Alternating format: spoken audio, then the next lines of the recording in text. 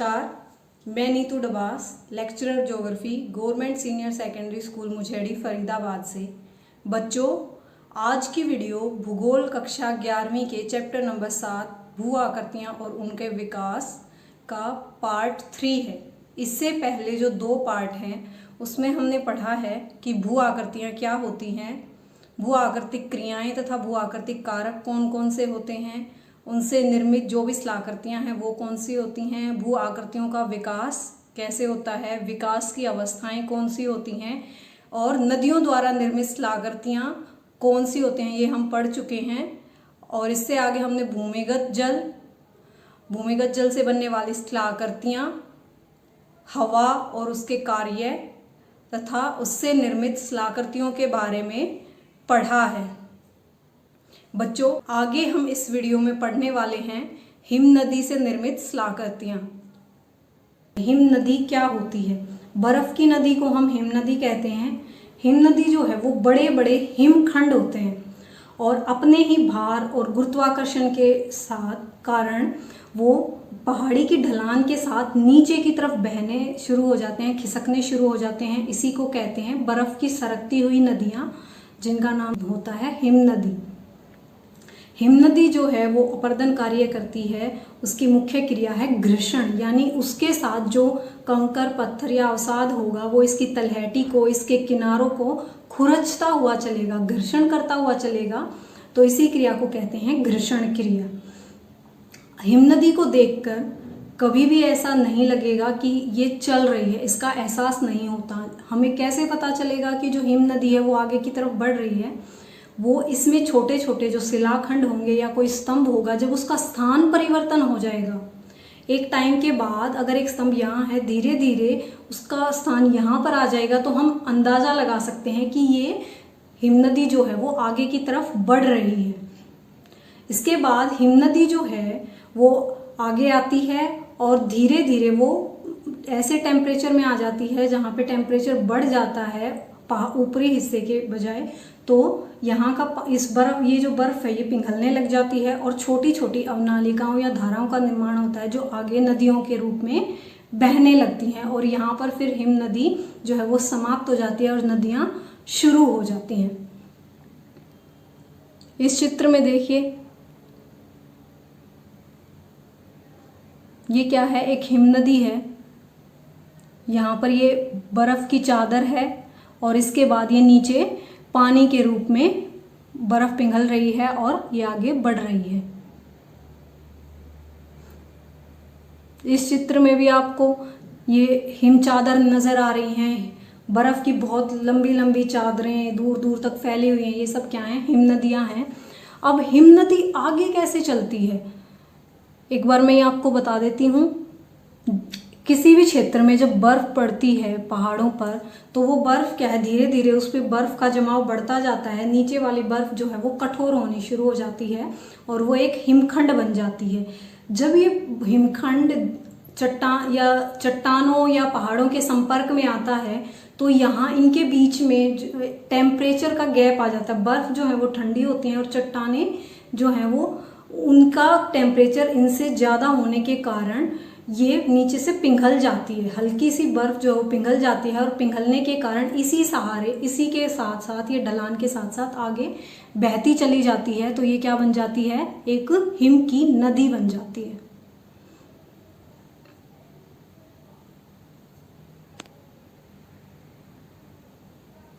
चलिए अब हम हिम नदी से निर्मित शिलाकृतियों के बारे में भी पढ़ लेते हैं।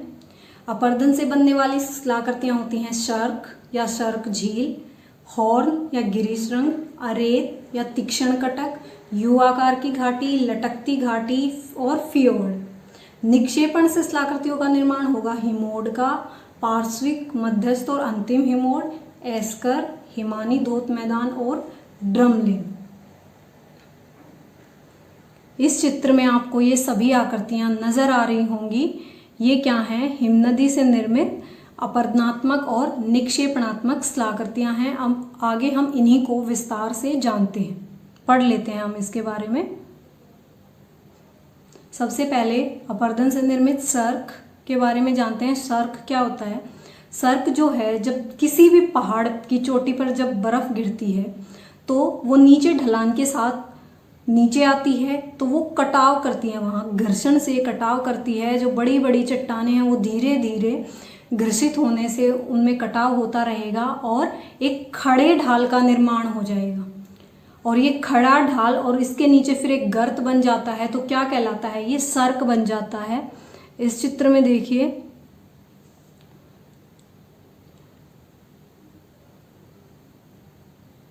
इसमें क्या है, यहाँ पे पहाड़ की चोटी पर बर्फ गिरी तो ये ढलान के साथ नीचे आई, ढलान के साथ नीचे आकर एक गर्त का निर्माण करके ऐसे आगे बहती चली गई। तो ये जो निर्माण हुआ है ये एक तरह से एक कुर्सी के भांति है और नीचे जो है वो गर्त बनता है। तो ये आकृति क्या कहलाती है, सर्क, जो हिमनदियों द्वारा पहाड़ की चोटियों पर ही बनती है। अब ये जो हिस्सा है, जो गर्त वाला हिस्सा है, जब इसमें ये बर्फ पिघल कर इसमें जल भर जाता है तो क्या कहलाती है, ये टोर्न झील या सर्क झील। इस चित्र में आपको ये टोर्न झील या सर्क झील नजर आ रही है। इसमें यहाँ पर जो है वो सर्क का निर्माण हुआ है और फिर ये जो गर्त बना इसमें पानी भरने से झील का निर्माण हो गया। अब बात करते हैं हॉर्न या गिरिशृंग की। ये क्या होते हैं, जब जो पर्वत होते हैं वो एक श्रृंखला, उस पर जब कटाव होता रहता है, उसके दोनों तरफ शर्क बनते रहते हैं, तो वो हिस्सा जो है वो पीछे हटता जाता है और आपस में वो शर्क मिल जाते हैं, दोनों तरफ से इसका कटाव हो गया। तो ये क्या बना, बीच में एक नुकीले हिस्से जैसी पहाड़ी खड़ी रह गई, इसी को बोलते हैं हॉर्न या गिरिशृंग। जो माउंट एवरेस्ट है वो एक हॉर्न ही है, एक गिरिशृंग ही है। इसके बाद आता है अरेत या तीक्ष्ण कटक। ये भी इन्हीं के जैसे होते हैं। जब एक लंबी पर्वत श्रृंखला पर ऐसे हॉर्न जगह जगह बन जाते हैं तो वो पहाड़ी क्या है, वो उस पर तीक्ष्ण कटक जगह जगह पे वो कटी हुई नजर आती है, उसी को बोलते हैं हम अरेत या तीक्ष्ण कटक। इस पिक्चर में देखिए आप, इसमें क्या है, ये एक लंबी पर्वत श्रृंखला है, इसके ऊपर धीरे धीरे कटाव हुआ है और अलग अलग जगह श्रृंग बन गए, तो एक ऐसी आकृति का निर्माण हुआ। ये एक तरह से जो कंघी होती है उसी की तरह नजर आती है, तो ये क्या कहलाते हैं, अरेत। इस पिक्चर में आपको सारे आकृतियां नजर आ रही होंगी। इसमें यहाँ पे ये शर्क बना हुआ है, यहाँ पे अरेत है, ये हॉर्न है और यहीं के इस एरिया में बनेगी शर्क झील। चलिए अब आगे हम पढ़ लेते हैं यू आकार की घाटी, लटकती घाटी और फियोर्ड को। पहाड़ी क्षेत्रों में हिम नदी जिस आकृति का निर्माण करती है वो यू शेप की नजर आती है। वो कैसी नजर आती है, यू शेप की, इसीलिए उसको यू आकार की घाटी कहते हैं। यू आकार की घाटी का निर्माण कैसे होगा, हिमनदी जो है वो अपनी तलहटी में भी कटाव करेगी, घर्षण करेगी और अपने किनारों पर भी कटाव करेगी, तो उसके किनारे जो हैं वो खड़े ढाल वाले बन जाते हैं और उसकी जो तली होती है वो लगभग सपाट बनती चली जाती है, तो यू आकृति बनती है। इसी को बोलते हैं हम यू आकार की घाटी, जो हिम नदी द्वारा निर्मित होती है। जो नदियां थी वो कैसी घाटियों का निर्माण करती हैं, वो वी आकार की घाटी का निर्माण करती हैं और हिम नदियां जो हैं वो यू आकार की घाटी का निर्माण करती हैं। अब ऐसी घाटियां जहां से हिम नदी बह रही हैं और एक ऐसी घाटी है जो वो हिम नदी के ऊपर है लंबवत दिशा में, यहाँ पे भी आपको घाटियां नजर आ रही हैं। इनमें से भी अगर हिमानियां बहकर आ रही हैं तो क्या होगा, वो आकर इसमें नीचे गिरेंगी, सीधी इस नदी में मिलने की बजाय वो ऊपर से इसके अंदर गिरेंगी, तो क्या होगा, वो एक लटकती घाटी की तरह नजर आएगी। वो लटकती हुई आकृति क्या कहलाएगी, लटकती घाटी। देखिए इस चित्र में, इसमें भी आपको हिम नदी जो है वो नजर आ रही होगी। ये एक घाटी है जो यू शेप की आकृति की दिखाई दे रही है और यहाँ से एक हिम नदी इसमें मिल रही है इस घाटी में, तो ये क्या है, ये वाली घाटी लटकती हुई घाटी है। अब हम बात करते हैं फियोर्ड के बारे में। फियोर्ड क्या होता है, फियोर्ड होता है ऐसी घाटियां जो समुद्र के किनारे बनी हो। अगर समुद्र के किनारे कोई पहाड़ है जहाँ पे हिमानी बहती है तो वो वहाँ पे घाटी का निर्माण करती है, और उस घाटी में अगर समुद्री जल भर जाएगा तो वो क्या कहलाएगी, फ्योर्ड या फ्योर्ड तट कहलाते हैं। चलिए बच्चों, आगे हम पढ़ लेते हैं हिमनदी से बनने वाली निक्षेपणात्मक शिलाकृतियों को, जिसमें महत्वपूर्ण है हिमोड। हिमोड क्या होते हैं? हिमनदी अपने साथ लाए हुए अवसाद को जमा कर देती है तो उसको हम हिमोड कहते हैं। और ये जहाँ पर जमा होता है, जिस जगह पे जमा होता है, इसी के कारण इसके अलग अलग नाम हो जाते हैं, पार्श्विक, मध्यस्थ और अंतिम हिमोड। इस चित्र में देखिए, इसमें हिमनदी क्या है, अपने किनारों पर अवसाद को जमा करती है तो कहलाता है पार्श्विक हिमोड। अगर वो अपने तलहटी में या बीच में इस हिमोड को जमा करती है तो ये अंतस्थ या तलस्थ हिमोड कहलाता है। और जहाँ पर हिमनदी खत्म हो रही है और वहाँ से जल धाराएं आगे बह के जा रही हैं, उस जगह पर जो अवसाद जमा करती है उसको बोलते हैं हम अंतिम हिमोड। यानी कि यहाँ पर हिमनदी का जो है वो अंत हो गया और यहाँ ये उसका मुहाना है, इससे आगे चलकर वो जल धाराओं के रूप में बहकर आगे बढ़ रही है। अब बात करते हैं एस्कर की। एस्कर क्या होते हैं? जब हिमनदी जो है वो पहाड़ों से मैदानी क्षेत्र में प्रवेश करती है तो टेम्परेचर जो है वो बदल जाता है, तापमान जो है वो वहाँ का तापमान बदल जाता है। तापमान बढ़ने के कारण उसकी बर्फ़ पिघलने लगती है, और बर्फ़ पिघलने से क्या होता है, उसका जो नीचे का पानी था वो धीरे धीरे दरारों से या किनारों से ऊपर आना शुरू हो जाता है, और उसके साथ अवसाद भी आते हैं और वो इसके बीच में टेढ़े मेढ़े कटक के रूप में जमा होते रहते हैं। और जब धीरे धीरे हिमानी जो है वो पूरी पिघलती है तो ये कटक, ये जो जमाव है ये कटक के रूप में नजर आने लगता है। इसी को हम बोलते हैं एस्कर। इस चित्र में देखिए आप, ये क्या है, सारा एस्कर। इसको और भी नज़दीक से देखिए। इसमें क्या है, यहाँ पर हिमनदी बह रही थी, उसने धीरे धीरे अपने जमाव को टेढ़ी मेढ़ी आकृति में लंबी श्रृंखला के रूप में जमाव किया, और यहाँ जो बर्फ़ थी वो धीरे धीरे पिघल गई है तो क्या बना, एक आकृति जो नज़र आने लग गई, एस्कर। इसी को बोलते हैं एस्कर। अब बात आती है ड्रमलीन की। ड्रमलीन क्या होते हैं? हिमनदी के बीच में, अगर हिमानी के बीच में अगर कोई दरार है तो उस दरार में उसका मलबा जमा होने लगता है, उसका जो अवसाद है वो जमा होने लगता है। कुछ हिस्सा जो है वो हिमनदी के नीचे रहता है और कुछ हिस्सा उस दरार से बाहर की तरफ नज़र आता है, और जो नज़र आता है वो एक आधे अंडे के समान नज़र आता है। इन्हीं को क्या बोलते हैं हम, ड्रमलिन। इस चित्र में देखिए, ये आपको क्या नज़र आ रहे हैं, ड्रमलिन है। यहाँ से नदी, हिमनदी जो है वो बहती रही होगी और इसके बीच में दरार में ये अवसाद जमा होता रहा और ऊपर ये एक टीले की तरह जमा हुआ और ये आगे की तरफ इसकी दिशा में ही आगे बढ़ता नजर आ रहा है, तो ये क्या कहलाएगा, ड्रमलिन। इस पूरे फोटो में आपको कई ड्रमलिन नजर आ रहे होंगे। ये क्या है, हिमनदी द्वारा निक्षेपण से बनी हुई शिलाकृति है। अब देखते हैं हिमानी धोत मैदान। हिमनदी जिस मैदान का निर्माण करेगी उसको हम हिमानी धोत मैदान कहेंगे। इस चित्र में देखिए आप, यहाँ पर हिमनदी ने अपना अंतिम हिमोड जमा किया है। उसके बाद धीरे धीरे यहाँ से जल धाराएं बहकर आगे जा रही हैं, तो इन जल धाराओं के साथ ये जो हिमोड जमा है ये धीरे धीरे आगे की तरफ बढ़ता रहेगा और इस विस्तृत क्षेत्र में ये जमाव फैल जाएगा। और जब ये हिमोड दूर दूर तक फैल जाएगा तो क्या एक आकृति का निर्माण करेगा, हिमानी धोत मैदान का।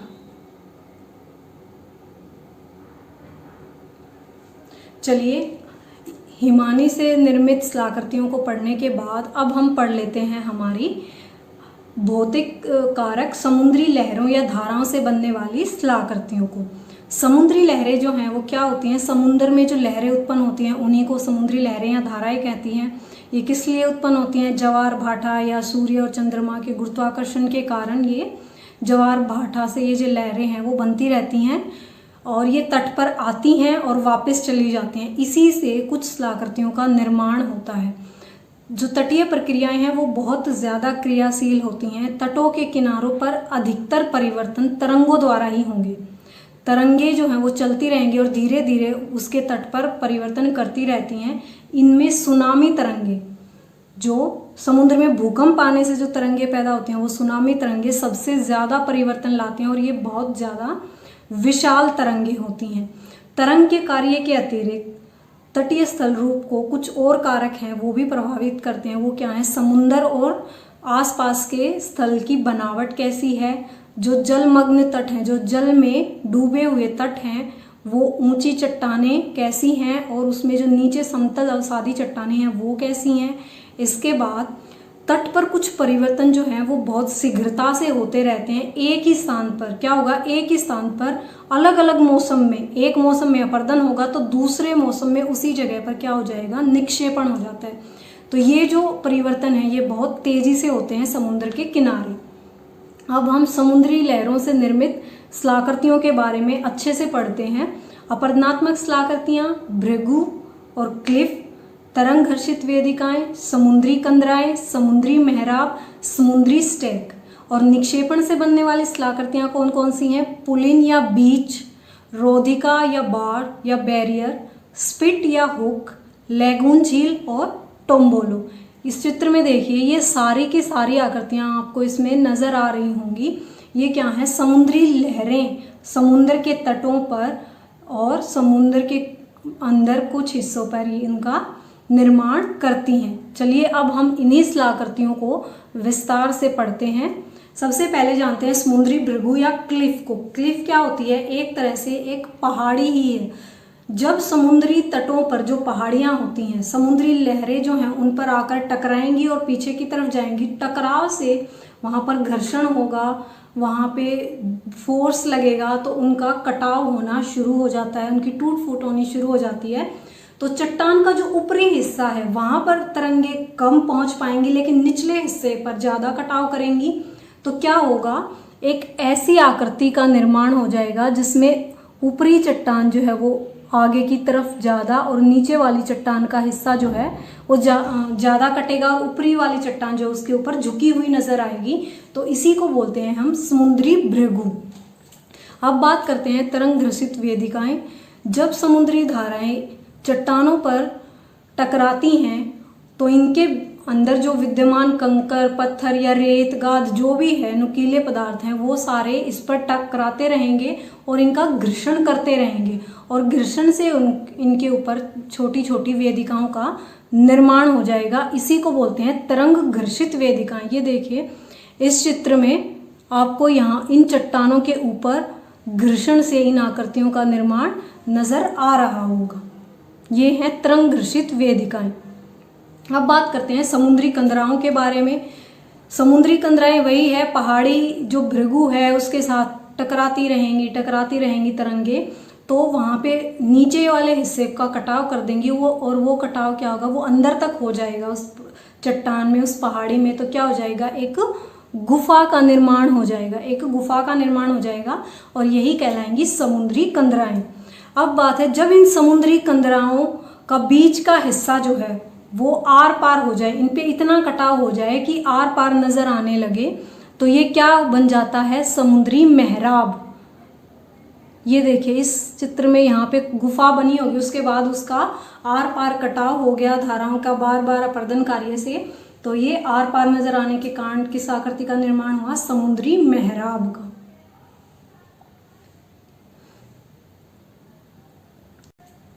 अब बात करते हैं समुद्री स्टैक की। समुद्री स्टैक जो है वो कैसे बनता है? ये समुद्री मेहराब जो बनते हैं, अगर उनकी छत गिर जाए, ये देखिए ये समुद्री मेहराब है, अगर इसकी ये छत गिर जाए तो ये वाला हिस्सा जो है ये एक स्तंभ की तरह खड़ा रह जाएगा।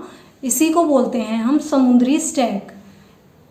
इस चित्र में आपको नजर आ रहा होगा ये क्या है? समुद्री स्टैक। यहाँ पे पहले कोई गुफा रही होगी, धीरे धीरे वो मेहराब बना और फिर उसके बाद उसकी छत गिरने से क्या बन गया? समुद्री स्टैक का निर्माण हुआ।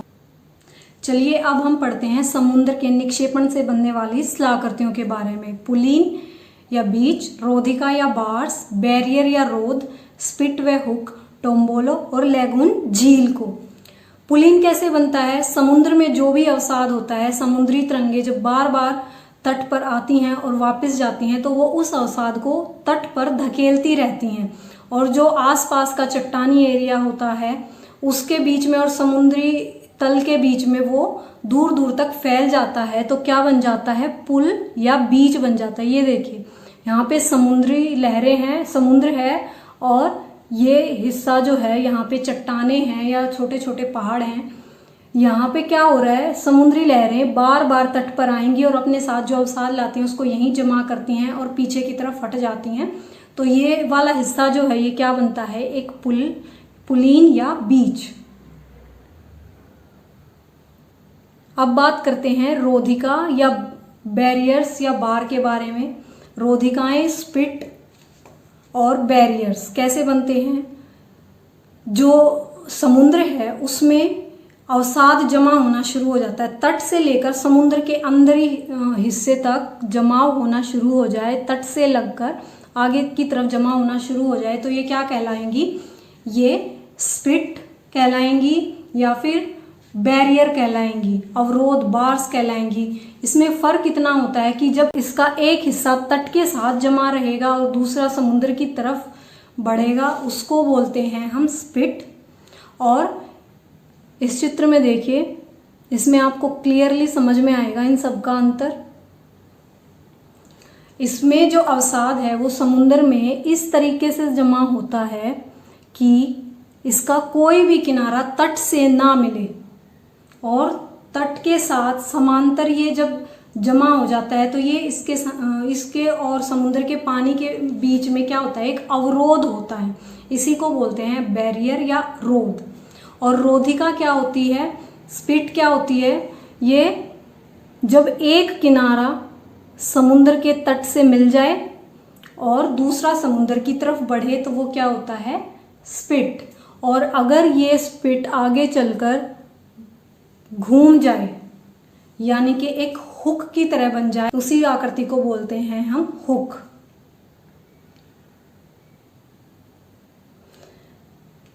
अब हम देखते हैं टोम्बोलो क्या है। टोम्बोलो जो है वो भी एक निक्षेपणात्मक आकृति है।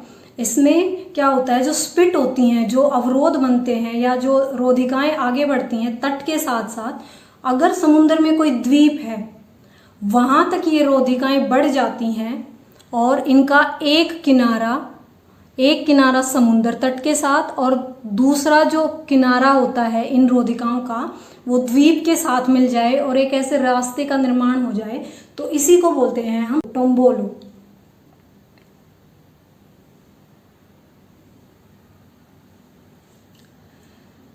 चलिए अब हम जान लेते हैं लैगून झील क्या होती है। लैगून झील क्या है, ये समुद्र से जो तट है उसके बीच में बनती है। अगर समुद्री तट जो है उसके बीच में कोई रोधिका बन जाए या अवरोध बन जाए तो जो समुद्री जल है वो बीच में जो गर्त बना उसमें फंस जाता है, उसमें ही रह जाता है। तो क्या हो जाता है, एक झील का निर्माण होता है। इसी को हम कहते हैं लैगून झील।